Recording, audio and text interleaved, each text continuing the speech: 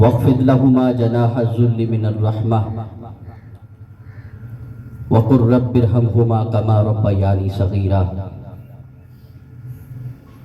صدق اللہ مولانا العظیم وصدق رسولہ النبی الکریم ونحن على ذلك لمن الشاہدین والشاکرین والحمد للہ رب العالمین. قال اللہ تبارک و تعالی فی شأن حبیبہ مخبرا وامرا ان اللہ وملائکتہ یصلون علی النبی یا ایہا الذین آمنوا صلوا علیہ وسلموا تسلیما. کوئی زبان خاموش نہ رہے، بڑی محبت، عقیدت اور احترام کے ساتھ بارگاہ بے کس پناہ تاجدار کائنات صلی اللہ علیہ وسلم کی بارگاہ میں بڑی محبت، عقیدت اور احترام کے ساتھ ہدیہ درود و سلام پیش فرمائیں. کوئی زبان خاموش نہ رہے. الصلاۃ والسلام علیکہ وعلی آلک و اصحابک یا رحمت للعالمین یا رسول اللہ وعلی آلک و اصحابک یا حبیب اللہ. بلغ العلا بکمالہ کشف الدجی بجمالہ حسنت جمیع خصالہ صلوا علیہ وآلہ. غلام حشر میں جب سید الورا کے چلے، لوائے حمد کے سائے میں سر اٹھا کے چلے، اور یہ کس کا شہر قریب آ رہا ہے دیکھو تو، درود پڑھتے ہوئے قافلے ہوا کے چلے. اور نظر بعالم پاکیزگی پڑے ان پر، نظر بعالم پاکیزگی پڑے ان پر، مسافران لحد اس لیے نہا کے چلے. اور جناب آمینہ اٹھی بلائیں لینے کو، جناب آمینہ اٹھی بلائیں لینے کو، وہ جو تاج شفاعت اپنے سر پہ سجا کے چلے. اور نصیر ان کے سوا کون ہے رسول ایسا جو بخشوانے پہ آئے تو بخشوا پہ چلے. مالک کائنات کی توفیق خاص کے ساتھ آج کی اس ختم کل میں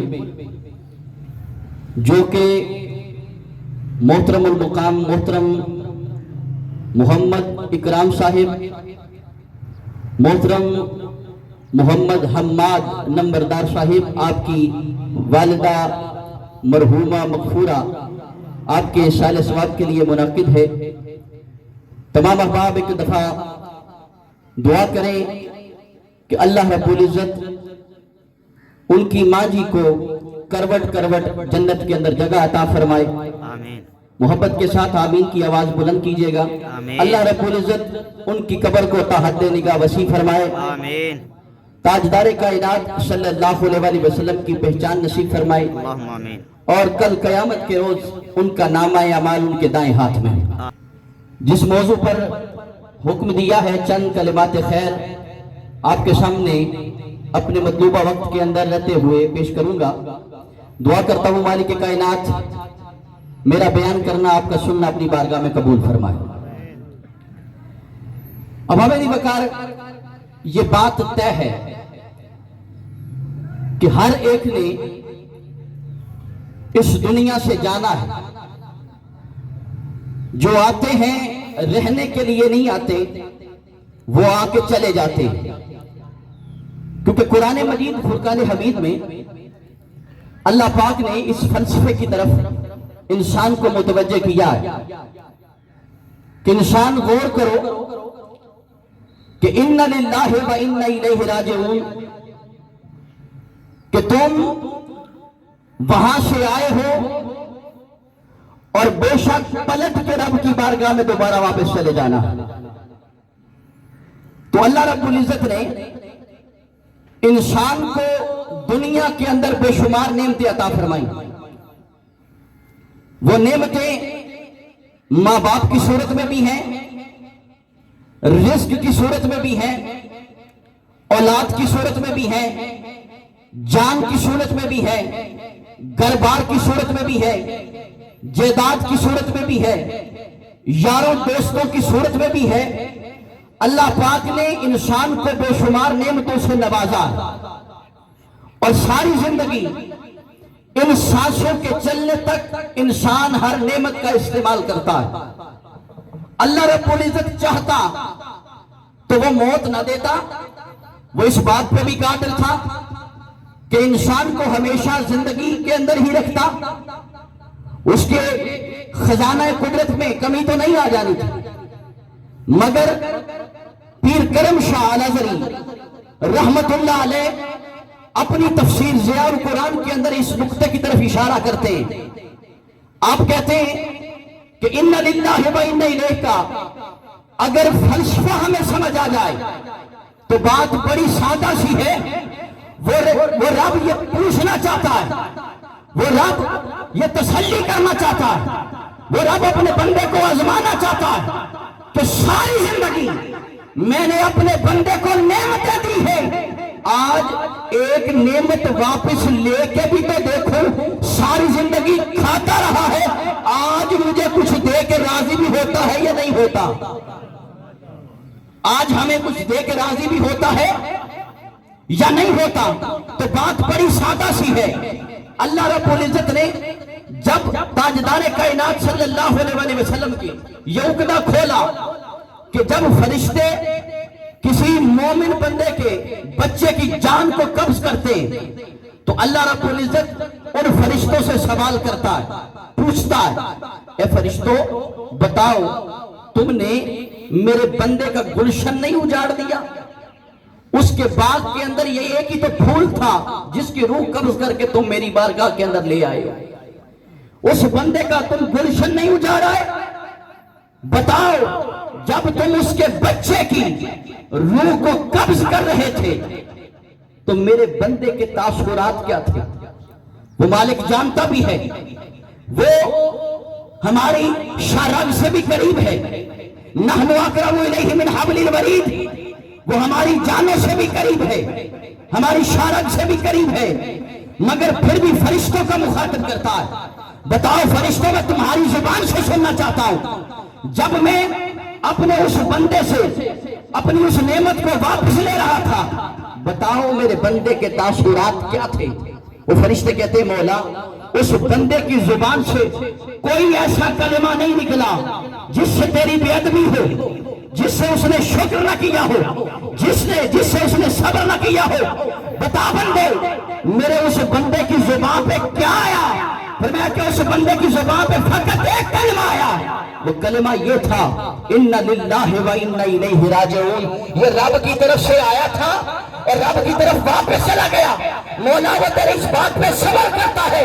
اللہ پاک فرشتوں کو حکم دیتا ہے، فرمایا میں رب ہو کے حکم دے رہا ہوں، اس بندے کے لیے جنت کے اندر ایک محل تعمیر کرو، اس کا نام رکھو بیت الحمد۔ کیا نام رکھو؟ کیا نام رکھو؟ بیت الحمد، یعنی تعریف کیا گیا گھر۔ وہ گھر مفسرین نے لکھا ایسا گھر ہے جو شیشے کا بنا ہوا ہے، جس کے آر پار نظر آتا ہے، خوبصورت جواہرات سے بنا ہوا وہ گھر۔ اللہ پاک نے فرشتوں کو حکم دیا اس بندے کے لیے وہ گھر بناؤ جس بندے نے روح قبض ہوتے ساتھ ہی یہ کہا اِنَّا لِلَّهِ وَإِنَّا إِلَيْهِ رَاجِعُونَ۔ مولا تیری طرف سے تھا، تو نے واپس لے لیا۔ اس آزمائش پر بھی ہم باویلا نہیں کرتے بلکہ کلمہ شکر کہتے ہیں۔ تو بابے دی بکار والدین ایسی نعمتیں کہ ان کا نعم البدل نہیں۔ انسان کا مزاج ایسا ہے کہ انسان کو جو شے بڑی آسانی کے ساتھ میسر ہوتی ہے وہ اس کی قدر نہیں کرتا، جو چیز اس نے محنت کے ساتھ کمائی ہے اس کی قدر ہوتی، اور جو محنت کے ساتھ نہیں کماتا اس کی قدر بھی بولیے نہیں ہوتی۔ مثال دیتا ہوں کہ مال اگر والد کا ہے، بچے کو والد روکے نہ ٹوکے نہ اس کو احساس نہیں ہوتا کہ میں نے کہاں کہاں خرچ کرنا ہے، کیسے خرچ کرنا ہے۔ مال ادھر خرچ ہو رہا ہوتا ہے، والد پوچھ لیتا ہے بچے بتا کہاں خرچ کیا؟ والد کہتا ہے ابا جان آپ نے تو کہا تھا خرچ کرو۔ والد کہتا ہے بیٹا حکم میں نے ہی دیا تھا خرچ کرنے کا، مگر یہ جگہ خرچ کرنے کی نہیں، سنبھال کے رکھنے کی ہے، یہاں خرچ کرو یہاں خرچ نہ کرو۔ بات سمجھ میں یہ آئی کہ بچے کو اس مال کی اس طرح قدر نہیں ہے جتنی قدر اس والد کو ہے جس نے مال کمایا ہے۔ جس نے مال کمایا ہے اس کو قدر زیادہ ہے۔ تو والدین کی نعمت اتنی عظمتوں والی، اتنی رفعتوں والی، اتنی بلندیاں والی نعمت ہے، بڑی آسانی کے ساتھ ہمیں یہ میسر آ جاتی ہے۔ گھر میں ہم ان کو دیکھتے ہیں، صبح اٹھتے بھی دیکھتے، شام سوتے بھی دیکھتے، بات کرتے بھی دیکھتے، بات سنتے بھی دیکھتے، ہر وقت ہم ان کو دیکھتے رہتے ہیں، مگر ہوتا کیا کہ ان کی قدر اور منزلت کی پہچان ہمارے ذہن کے اندر نہیں آتی، مگر جب یہ نعمت ہم سے جدا ہوتی ہے پھر اس کی قدر ہوتی ہے کہ والدین کتنی بڑی نعمت ہے۔ والد اتنی بڑی نعمت کہ سارے معاشرے کی تلخیوں کو خود اکیلا برداشت کرتا، رات کو خود جاگتا ہے بچے کو سلاتا، دن کو خود کماتا ہے بچے کو کھلاتا ہے۔ والد اتنی عظمتوں والا کہ خود نہ کھا کر اپنے بچے کا پیٹ پالتا ہے۔ ماں ایسی شفقتوں والی ہے، باپ کی باتیں بھی سنتی، دنیا کی باتیں بھی سنتی، اہل علاقہ کی باتیں بھی سنتی، تیرا بچہ بگڑ گیا ہے، تیرا بچہ آج یہ شکایت لے کر آیا، سب کی سن لیتی ہے، مگر اپنے بچے کو دور کر کے کہتی ہے کہ آج ایسا کر کہ ان کی باتوں کو میں برداشت کر رہی ہوں، کل میں نہیں ہوں گی تو تو کس کے دھکے کھاتا رہے گا، تو باتیں کس کی سنے گا۔ المختصر بات کو مختصر کرتا ہوں، اپنے موضوع کی طرف میں نے آنا ہے۔ اب ہمیں والدین کی قدر اس وقت نہیں ہوتی جب وہ آنکھوں کے سامنے ہوتے ہیں، مگر جب وہ اس دنیا سے رخصت ہوتے ہیں پھر انسان کو قدر ہوتی ہے۔ ہاں کاش آج میرے والدین زندہ ہوتے، ایسا ہے یا نہیں؟ بولیے بولیے، ایسا ہے؟ ایسا ہی ہے کہ جب والدین اس دنیا سے چلے جاتے ہیں پھر انسان کو قدر ہوتی ہے۔ یارو یہ قدر کرنے والی ہستیاں اس دنیا کے اندر ہیں، آج جن کے والدین زندہ ہیں ان کی قدر پہچانیں، ان کی خدمت کر لیں، جب چلے جائیں گے تو پھر صرف ہمارے پاس ایک دعا رہ جائے گی جو ہم ان کے حق میں کر سکتے ہیں، تو آج اسی دعا کے لیے بیٹھے ہیں۔ اب آپ وقار یاد رکھیں، قرآن مجید فرقان حمید میں رب کعبہ نے اپنے حقوق کے بعد جن کے حقوق کو بیان کیا وہ زوات والدین کی ذاتیں، اپنا حق، اس کے فوراً بعد رب کعبہ نے جن کے حق کی بات کی وہ والدین کی ذاتیں۔ اللہ پاک نے قرآن مجید فرقان حمید کے اندر بے شمار مقامات پر اس بیان کو واضح فرمایا۔ ہم نے سورہ بنی اسرائیل کی آیت نمبر 23 کی تلاوت کی، جس میں اللہ پاک نے حکم دیا وَقَضَىٰ رَبُّكَ أَلَّا تَعْبُدُوا إِلَّا إِيَّاهُ، کہ میں یہ رب فیصلہ سناتا ہوں کہ تم عبادت کرنا تو فقط کس کی؟ تھوڑا سا میرے ساتھ آپ بولیں گے تاکہ میں بات کو مزید واضح کر سکوں۔ عبادت کرنا تو کس کی؟ اللہ کی عبادت کرنا، توحید کا بیان ہو رہا ہے، عبادت کا بیان ہو رہا ہے، تم عبادت کرنا تو اللہ کی، وَبِالْوَالِدَيْنِ إِحْسَانًا، اور اپنے والدین کے ساتھ حسن سلوک کرنا۔ یہ قرآن مجید فرقان حمید کا ایک اور مقام آپ کے سامنے رکھتا ہوں، جس میں اللہ رب العزت نے اپنے حق کے بعد فوراً والدین کے حق کی بات کی، فرمایا انشکر لی وَلِوَالِدَيْ، جب تم شکر کرنے کی باری آئے، شکر کرنا چاہو اللہ کی نعمتوں کا، تو پہلے شکر رب کی ذات کا کرنا، پھر اپنے والدین کا کرنا۔ آپ دیکھیں گے یہاں پر بھی اللہ پاک نے اپنے شکر کے بعد کن کے حق کی بات کی، کن کے شکر ادا کرنے کی بات کی؟ والدین کی۔ پہلے اپنے شکریہ کی بات کی، پھر والدین کے شکریہ کی بات کی، کہ جب اللہ کی نعمتوں کو دیکھو تو کس کا شکر ادا کرنا؟ اللہ کا۔ اس کے ساتھ جوڑ کے رب کعبہ نے فرمایا کہ انشکر لی وَلِوَالِدَيْ۔ اب آتے ہیں قرآن مجید فرقان حمید کے ایک اور مقام کی طرف کہ جس میں اللہ پاک نے شرک کے بعد سب سے بڑا گناہ والدین کے ساتھ نافرمانی کا رکھا، اور اللہ کی عبادت کے بعد سب سے بڑی نیکی والدین کے ساتھ نیکی کرنے کو رکھا ہے۔ فرمایا کہ اللہ رب العزت کی ذات کے ساتھ شرک نہ کرنا، لا تشرک شیئا بہ، اللہ کی ذات کے ساتھ شرک نہ کرنا، وبالوالدین احسانا، اور اپنے والدین کے ساتھ حسن سلوک کرنا۔ اللہ تشرک شیئا بہ، اللہ کے بعد کسی کے ساتھ، اللہ کے ساتھ کسی کو شریک مت ٹھہرانا، اور اپنے والدین کے ساتھ حسن سلوک کرنا۔ اباب علی وقار آپ نے دیکھا کہ کیونکہ شرک قرآن مجید فرقان حمید میں سورہ لقمان ہے، جب حضرت لقمان علیہ السلام اپنے بیٹے کو حکم دے رہے تھے کہ جب بچے تم نے یہ کام کرنے، تو اس میں یہ بھی بات کی کہ بیٹا اللہ کی ذات کے ساتھ کسی کو شریک نہ ٹھہرانا، ان الشرک لظلم عظیم، بے شک شرک بہت بڑا ظلم ہے۔ یہ اتنا بڑا ظلم ہے کہ اللہ کی ربوبیت میں اللہ کی ذات کے ساتھ، اللہ کی عبادت کے ساتھ، اللہ کی صفات کے ساتھ کسی کو دوسرا ماننا، شریک کرنا، کہ اللہ کی شراکت کے بعد کسی کو شریک کر دینا، یہ سب سے بڑا ظلم ہے۔ تو اس کے بعد اللہ پاک نے حکم دیا کہ تم کسی کو میرے ساتھ شریک نہ ٹھہرانا، اور اس کے بعد جس بات کا تذکرہ کیا وَبِالْوَالِدَيْنِ احسانا، اگر کوئی اپنے والدین کے ساتھ نیکی نہیں کرتا تو شرک کے بعد سب سے بڑا گناہ والدین کی نافرمانی ہے۔ پھر تاجدار کائنات صلی اللہ علیہ وسلم سے پوچھا گیا، یا رسول اللہ صلی اللہ علیہ وسلم، سب سے بڑی نیکی کون سی ہے؟ انہوں نے فرمایا الصلاۃ علی وقتہا، نماز اپنے وقت پہ قائم کرنا، یہ سب سے بڑا عمل ہے جس کو اللہ پسند کرتا ہے۔ دوسرے مقام پہ تاجدار کائنات صلی اللہ علیہ وسلم سے پھر سوال کیا گیا، یا رسول اللہ، اللہ کی نماز کے بعد جس چیز کا، جس شے کا، جس عمل کا درجہ سب سے اعلیٰ اور افضل ہے، فرمایا وَبِرٌّ بِوَالِدَيْ، اللہ رب العزت نے ارشاد فرمایا کہ وقت، نماز کو اپنے وقت پر ادا کرنا اور اپنے والدین کے ساتھ حسن، میرے حق کے بعد جن کے ساتھ حسن سلوک کا رب کعبہ نے حکم دیا ہے، فرمایا کہ اگر میری عبادت کے بعد جو سب سے بڑی نیکی ہے وہ والدین کے ساتھ حسن سلوک کی نیکی ہے۔ یہ بات ہم نے جب سمجھ لی تو بابا علی وقار اب آگے چلتے ہیں۔ کیا یہ حکم تاجدار کائنات صلی اللہ علیہ وسلم نے صرف اہل ایمان کو ہی دیا ہے کہ والدین کے ساتھ حسن سلوک کرنا؟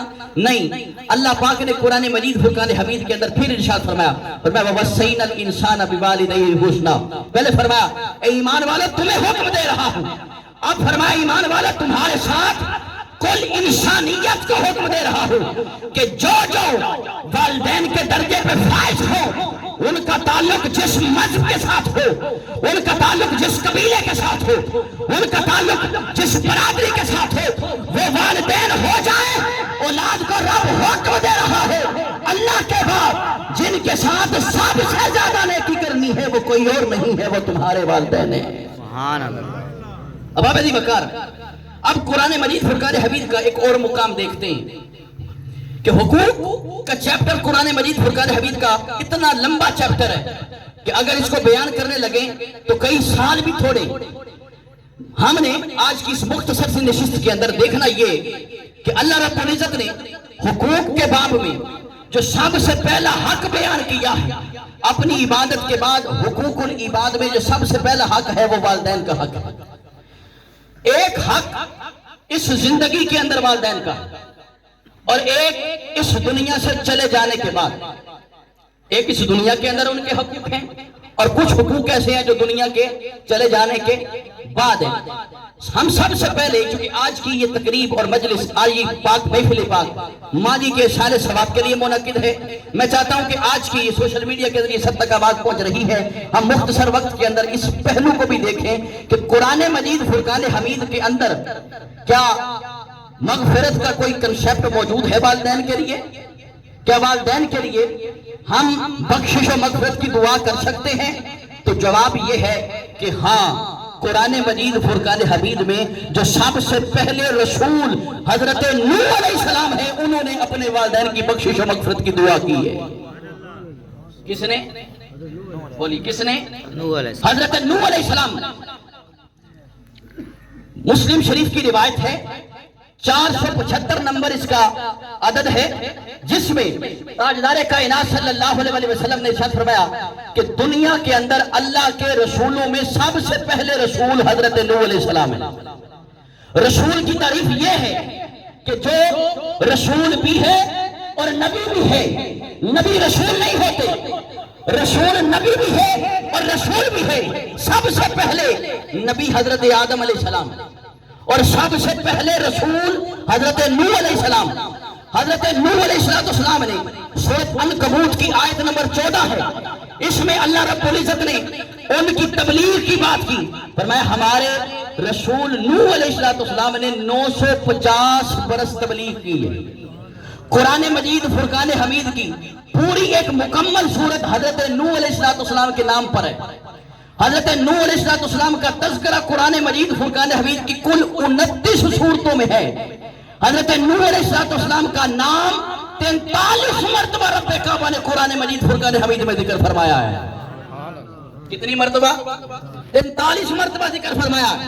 ان کے اوصاف، ان کے کمالات سب ذکر کیے، ایون کہ کشتی بنانے کا ذکر بھی قرآن مجید فرقان حمید کے اندر، کشتی کے چلنے کا ذکر بھی قرآن کے اندر، ان کی تبلیغ کا ذکر بھی قرآن کے اندر۔ جب والدین کی مغفرت اور بخشش کی دعا آئی، اللہ پاک نے قرآن مجید فرقان حمید کا حصہ بنایا۔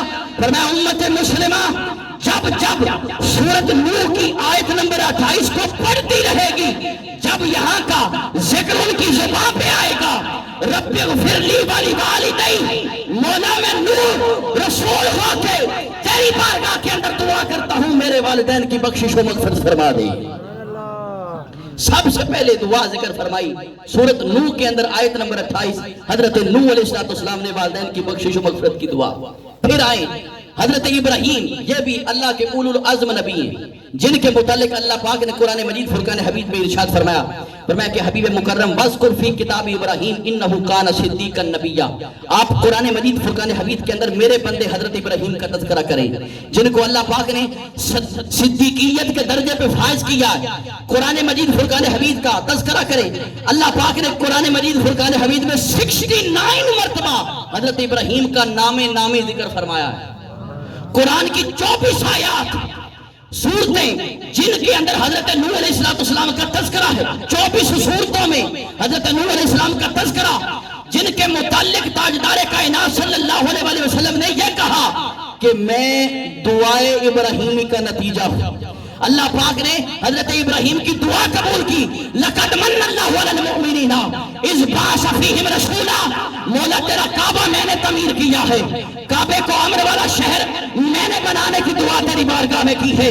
اب تیری بارگاہ میں دعا کرتا ہوں کہ وہ محمد جو آخری نبی بنا کر بھیجنا ہے، کسی اور نسل میں نہ بنا کر بھیجنا، میری نسل میں اس کو نبی بنا کر بھیجنا۔ آخری نبی اور رسول حضور علیہ السلام جد الانبیاء ہیں، اور ان کا تذکرہ قرآن مجید فرقان حمید میں نے ذکر کیا۔ کتنی مرتبہ آیا ہے؟ ان ایک کم 70 مرتبہ قرآن مجید میں ان کا نامی آیا۔ آپ کی دعا کو قرآن مجید فرقان حمید نے ذکر بھی کیا۔ یہ سورۃ ابراہیم کی آیت نمبر 40 ہے، اس کا ذکر اللہ پاک کو اتنا پسند آیا، فرمایا ربنا اغفر لی ولوالدی وللمؤمنین یوم یقوم الحساب۔ فرمایا امت مسلمہ میں نے ابراہیم کی اس دعا کو تمہاری عبادت 5 وقت کی نماز کا حصہ بنایا ہے۔ اب جب جب تم نماز کے اندر التحیات پڑھو گے، اپنے والدین کی بخشش و مغفرت کی دعا کرتے رہو گے۔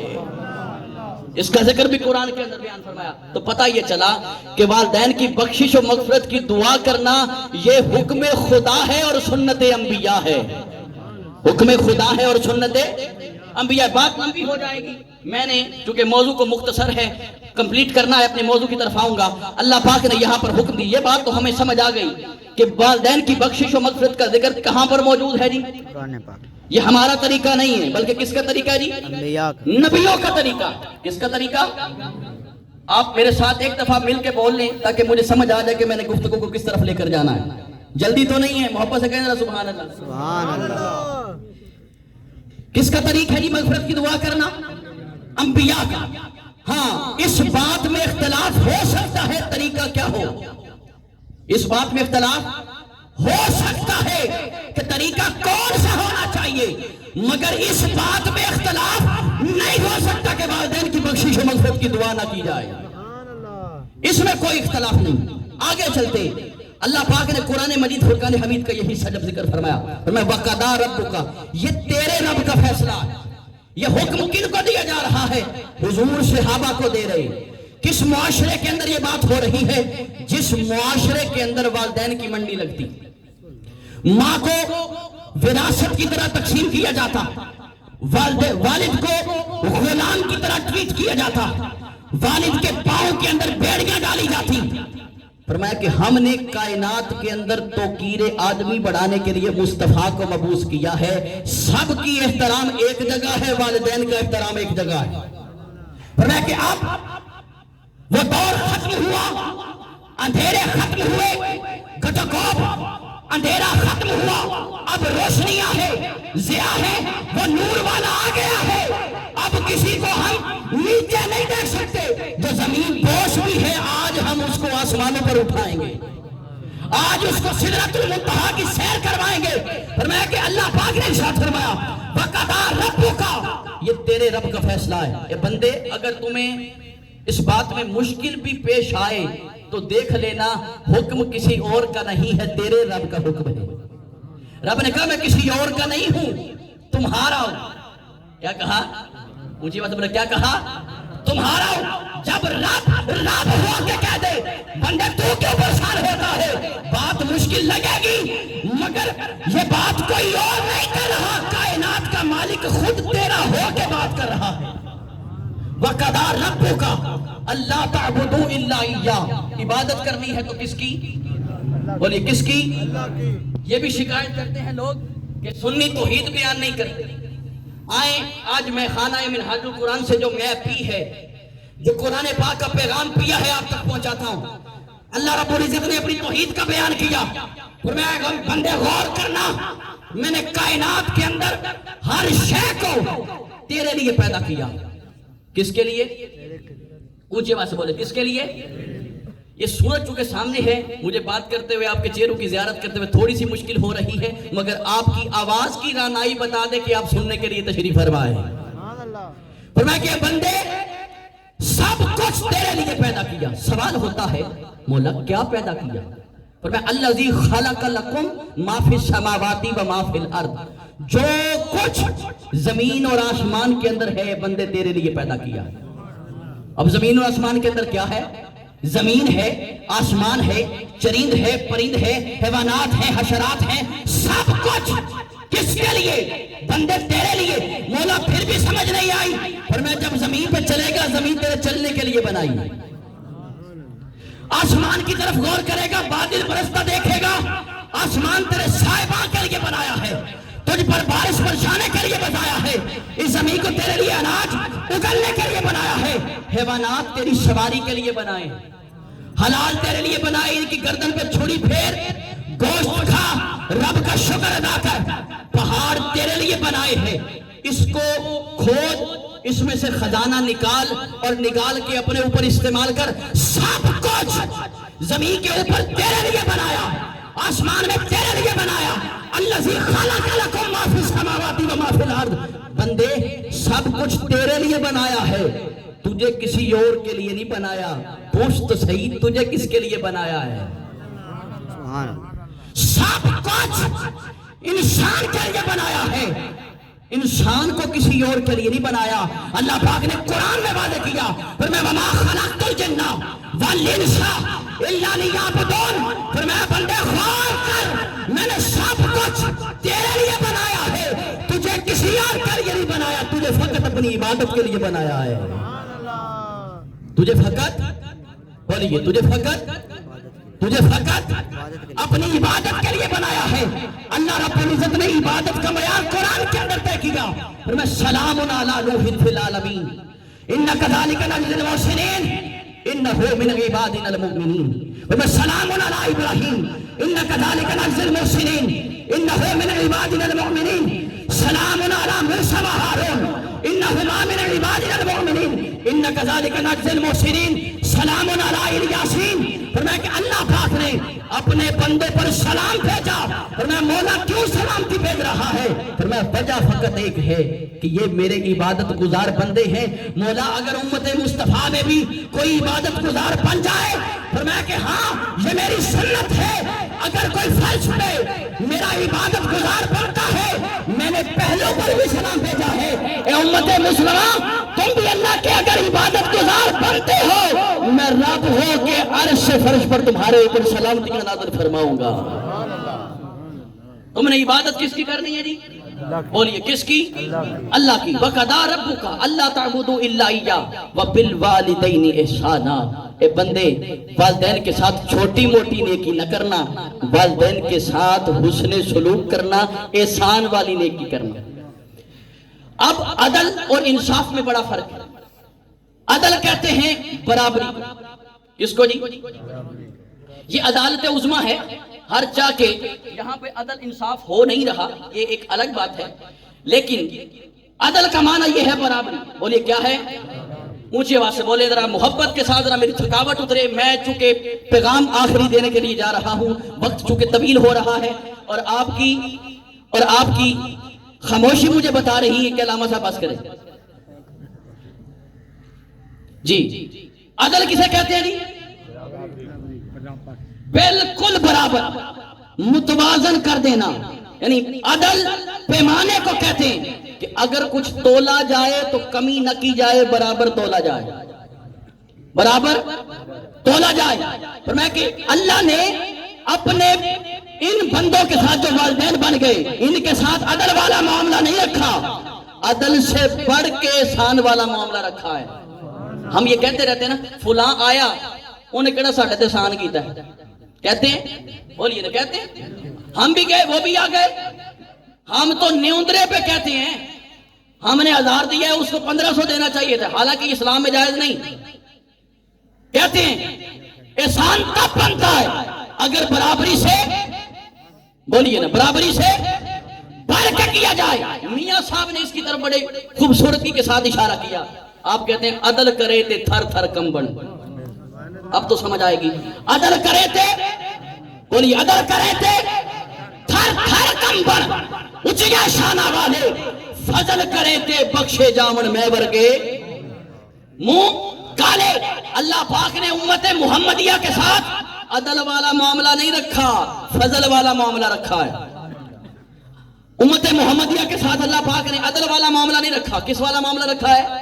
بولیے فضل والا معاملہ۔ اب آپ کہیں گے علامہ صاحب آپ نے بات کو والدین کی بات شروع کی تھی، اب بات کو کہاں لے کر جا رہے ہیں؟ میں آپ کو راز سمجھانا چاہ رہا ہوں۔ دین آسانی کا نام ہے، دین ڈرانے کا نام نہیں۔ ڈرانے کے اندر بھی جس محبت کا پہلو شامل رہنا چاہیے، دین اس کا نام ہے۔ ڈر کے بھی بندہ محبت کرے، وحشت نہ کھائے۔ دین آسانی کا نام ہے۔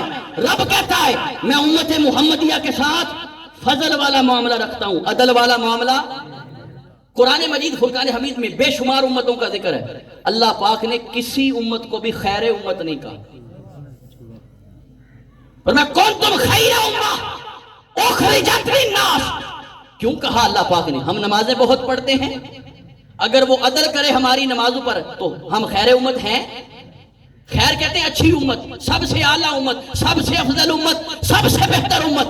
اگر اپنے احوال پہ غور کریں تو رب کہتا ہے اقیموا الصلاۃ، پڑھتے ہیں الا ماشاءاللہ، وآتوا الزکات، وہ کہتا ہے زکات دو، الا ماشاءاللہ، کتنے زکات ادا کرتے ہیں؟ رب کہتا ہے لا تمشی فی الارض مرحا، زمین کے اوپر اکڑ کے مت چلو، عاجزی اختیار کرو۔ قرآن کہتا ہے، اللہ حکم دیتا ہے کہ بیٹی کو وراثت کے اندر حصہ دو۔ کتنے نوجوان ہیں جو آج اس بات کو پوچھتے ہیں گھروں سے بہن کو حصہ دیا یا نہیں دیا؟ بہن کا حصہ کھا جاتے ہیں، مولا یہ بہن کو حصہ دے دے پھر بھی خیر امت، زمین کے اوپر اکڑ کے چلے پھر بھی خیر امت، اگر نماز نہ قائم کرے پھر بھی خیر امت، فرمایا ہاں ہاں پھر بھی خیر امت، عبادت نہ کرے پھر بھی خیر امت، زکات نہ دے پھر بھی خیر امت۔ مولا فلسفہ سمجھ نہیں آیا، فرمایا میں نے بتانا یہ چاہ رہا ہوں، میں امت مصطفیٰ کے ساتھ عدل والا معاملہ نہیں رکھتا، فضل والا معاملہ رکھتا ہوں۔ آپ کی سبحان اللہ کی آواز اگر تھوڑی سی مزید بلند ہو جائے تو نقطہ مکمل کر کے اپنی اگلی بات کی طرف بڑھوں۔ اب ابی بکر، اللہ پاک نے ارشاد فرمایا نماز قائم کرو، ہم نماز قائم نہیں کرتے۔ وہ کہتا ہے زکات دو، اللہ ماشاءاللہ زکات نہیں دیتے۔ بہن کو وراثت کے اندر حصہ دو، حصہ نہیں دیتے، زمین کے اوپر اکڑ کے چلتے ہیں۔ مولا سمجھ نہیں آئی، اگر تو نے معیار ہماری باتوں پہ نہیں رکھا، کس پہ رکھا ہے؟ ازل سے آواز آتی ہے بندے غور کر، میں نے فضیلت کا معیار تیرے کار پہ نہیں رکھا، اپنے یار پہ رکھا ہے۔ میں نے تمہاری فضیلت کا معیار تمہارے کار پہ نہیں رکھا، تم عبادتیں کتنی کرتے ہو۔ میں نے تمہاری فضیلت کا معیار تمہاری زکات دینے پہ ہی نہیں رکھا، زکاتیں کتنی دیتے ہو۔ میں نے تمہاری فضیلت کا معیار اس بات پہ نہیں رکھا، لوگوں تم عبادت گزار نیکوکار کتنے ہو، اور میں ایک فضیلت کا معیار رکھا ہے۔ دیکھتا ہوں یہ میرے مصطفیٰ کی محبت کا پٹا اپنے گلے میں ڈال کے دائرہ اسلام میں داخل ہو گئے، ادھر دائرہ اسلام میں داخل ہوئے، میں نے ان کو خیر امت کہہ دیا ہے۔ اس کے بعد اللہ پاک نے احسان کرنا ہے، چھوٹی موٹی نیکی والدین کے لیے نہیں۔ وہ کہتا ہے میں رب ہو کے تمہارے ساتھ عدل نہیں کر رہا، اے بندو تم بھی والدین کے ساتھ عدل نہ کرنا۔ دیکھو تو صحیح انہوں نے تمہیں پالا کیسے، آئے ہائے دیکھو تو صحیح کیسے پالا ہے۔ دعائیں مانگ مانگ کے پہلے انہوں نے تمہیں لیا۔ اب یہ بھی یاد رکھیں کہ اللہ سے بیٹا دعا مانگ کے لینا یہ بھی حضرت ابراہیم کی سنت ہے۔ ربنا اے مولا مجھے دے کون سا ایسا بیٹا جو طبیعت کے اندر ایسا ہو کہ جو بڑا نرم مزاج ہو، جو بڑا عبادت گزار ہو۔ اللہ پاک نے کہ اے بندے ابراہیم ہم نے تیری دعا قبول کر لی، ہم نے تمہیں حلیم بیٹے کی بشارت دی ہے۔ تو بابا جی وقار پہلے ہی انہوں نے مانگ مانگ کے دیا۔ جب بیٹا پیدا ہو گیا تو والدین کی تگ و دو پڑ گئی۔ کیا کیا؟ فرمایا رات کی نیند ختم، دن کی نیند ختم، بیٹے کی پرورش کے لیے، بیٹے کی پرورش اور پروان چڑھانے کے لیے۔ ابھی وہ چھوٹا ہے، ماں اپنے سینے کے ساتھ لگاتی، باپ رزق دیتا ہے، کھلاتا ہے، پلاتا ہے۔ اسے چلنا نہیں آتا، انگلی پکڑ کے چلنا سکھاتا ہے۔ اسے بولنا نہیں آتا، توتری زبان سے بلواتا ہے۔ ماں اپنا گرم بستر چھوڑ کے اپنے بچے کے لیے نرم بستر پیدا کرتی، بتاتی بیٹا تو ادھر سو، خود گیلے بستر پر سوتی ہے۔ فرمایا کہ جب تمہیں بولنا نہیں آتا تمہیں بولنا سکھاتے، چلنا نہیں آتا تمہیں چلنا سکھاتے، تم کھانا کھا نہیں سکتے تھے، یہ روٹی نرم کر کے جوری بنا کے تیرے منہ کے اندر ڈالتے، تیرے منہ کے اندر ڈالتے۔ فرمایا کہ آج والدین کے حقوق کی میں بات کر رہا ہوں، ان کے دل میں تو محبت تھی تیرے لیے، مگر تیرے دل میں محبت کوئی نہیں ان کے لیے۔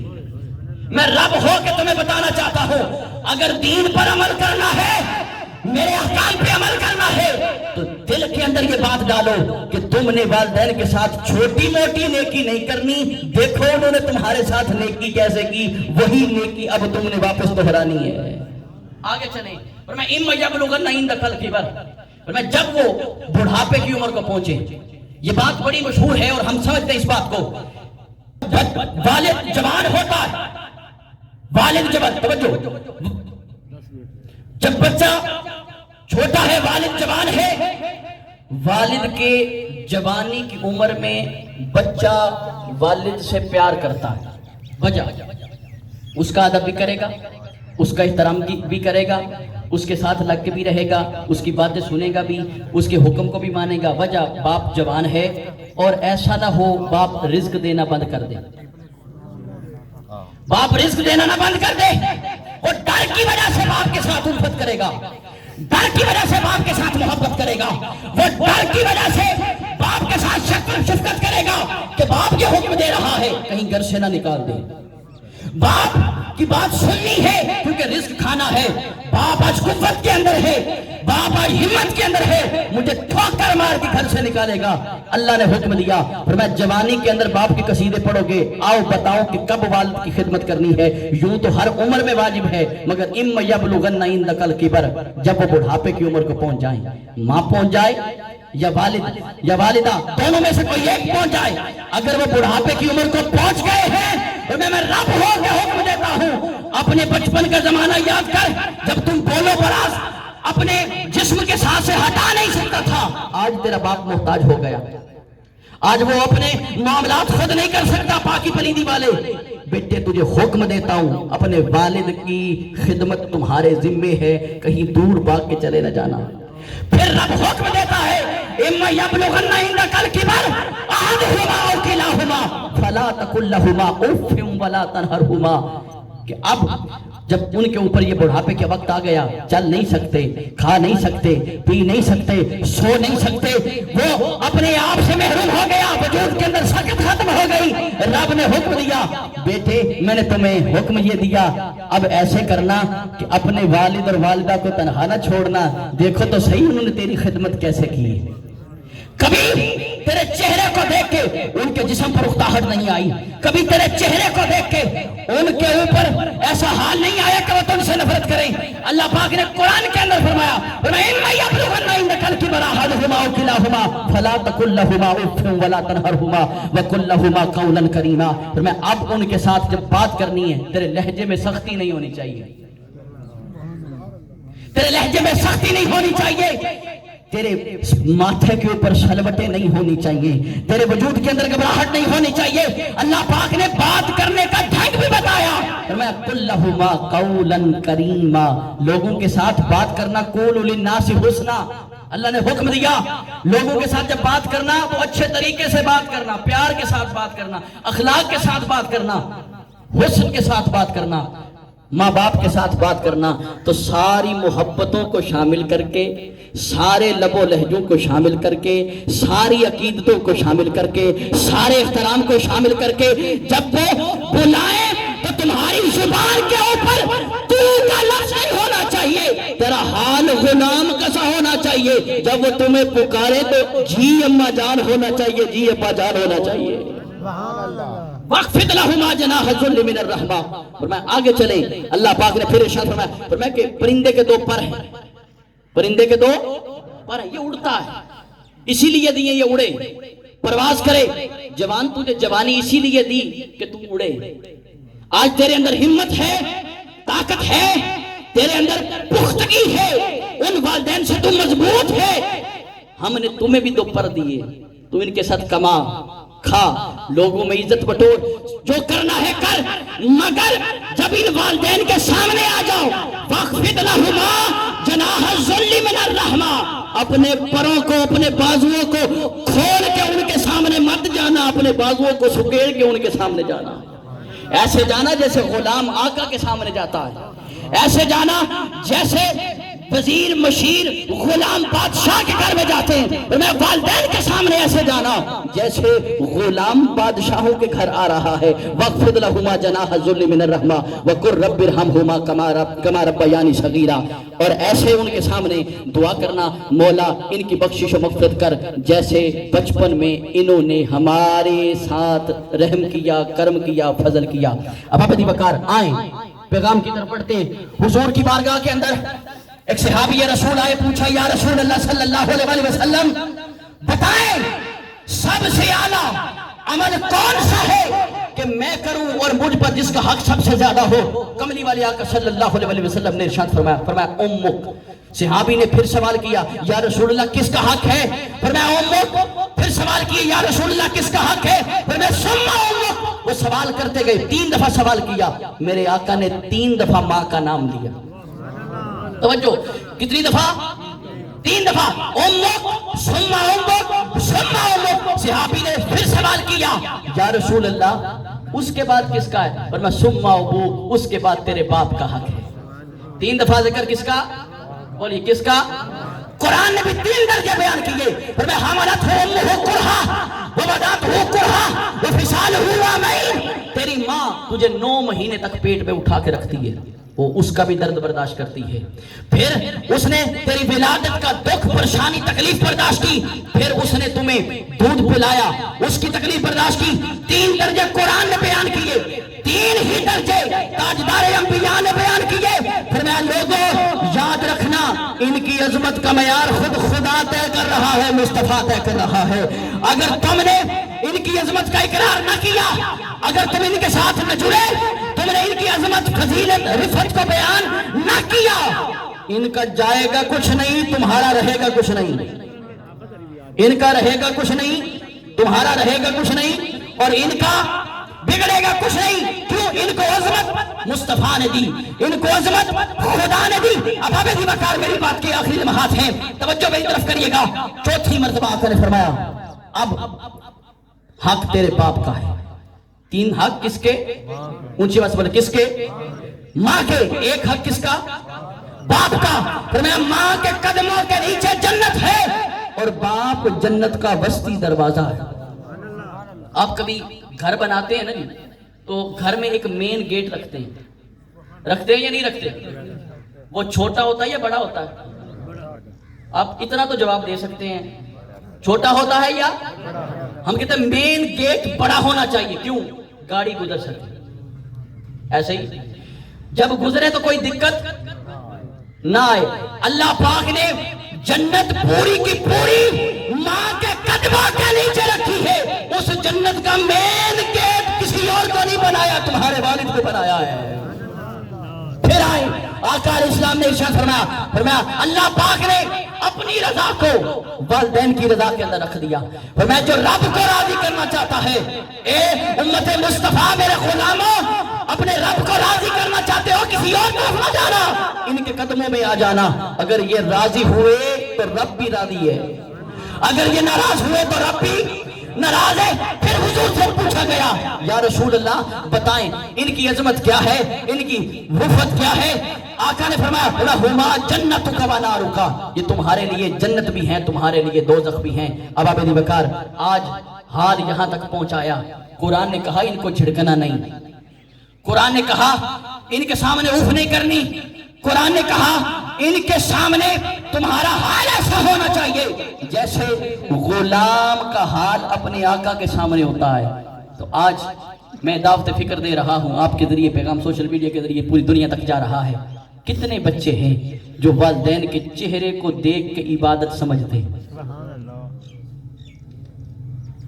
ہم یہ سمجھتے ہیں پورا ماں باپ گھر کے اندر بیٹھا ہے، بیٹھا رہے، ہمیں کیا دے رہا ہے؟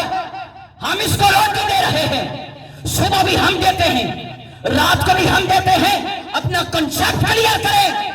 اللہ کی عزت کی قسم تاجدار کائنات صلی اللہ علیہ وسلم نے صحابہ کے مجمع کے اندر خطاب فرمایا کون یہ چاہتا ہے کہ اس کے رزق کے اندر اضافہ ہو؟ آپ چاہتے ہیں تو سبحان اللہ کہہ سکتے ہیں۔ کون چاہتا ہے؟ آپ نہیں چاہتے، سب چاہتے ہیں کہ جس کے رزق کے اندر اضافہ ہو۔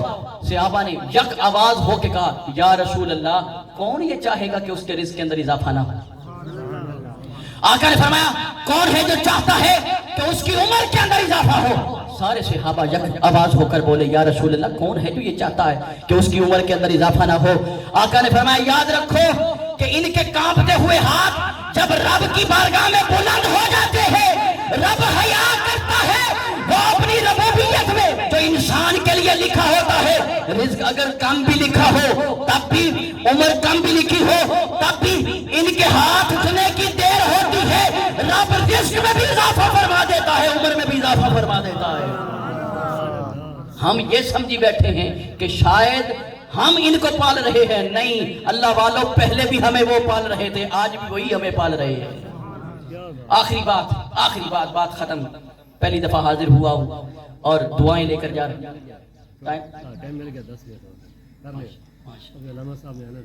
اچھا توجہ، ایک صحابی رسول آئے، فرمایا یا رسول اللہ جہاد پہ جانا چاہتا ہوں۔ کہاں؟ جہاد پہ۔ کہاں؟